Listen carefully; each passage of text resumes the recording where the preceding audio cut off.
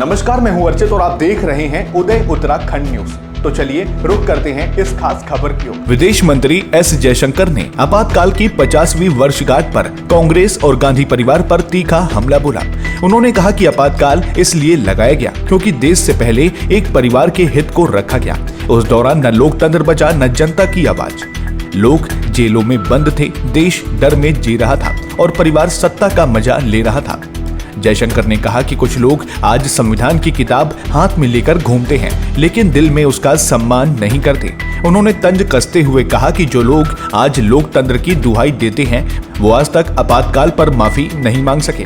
जयशंकर ने बताया कि जब वो विदेश सेवा में नए थे तब उनके सीनियर्स ने उन्हें बताया था कि दुनिया भर में भारत की मदर ऑफ डेमोक्रेसी वाली छवि को गहरा धक्का लगा था। भारत की बहुत आलोचना हुई और भारतीय राजनीतिकों के लिए हालात बेहद कठिन हो गए। विदेश मंत्री ने कहा कि आपातकाल के दौरान सिर्फ 2 साल में 5 बार संविधान में संशोधन हुआ और 48 अध्यादेश लगाए गए। 38वें संशोधन में आपातकाल को अदालत में चुनौती देने का अधिकार छीना गया, जबकि 42वें संशोधन में मौलिक अधिकार कमजोर कर दिए गए और न्यायपालिका की शक्ति सीमित की गई।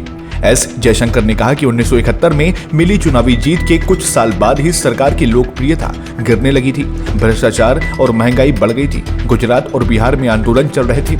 युवराज के बिजनेस को लेकर सवाल उठ रहे थे। ऐसे में सरकार ने सत्ता बचाने के लिए आपातकाल थोप दिया। उन्होंने आगे कहा कि उस दौर में देश का मनोबल तोड़ने की साजिश हुई। जो राजनीति में थे उन्हें पता था कि कभी भी गिरफ्तार किया जा सकता है। जो जेल गए उन्हें नहीं पता था कि कब बाहर निकलेंगे। इतना डर और अन्याय शायद ही कभी देखा गया हो। जयशंकर ने कहा कि किस्सा कुर्सी का फिल्म के नाम में ही उस वक्त की असलियत छिपी है। जब परिवार को देश से ऊपर रखा जाता है तभी आपातकाल जैसे काले अध्याय लिखे जाते हैं।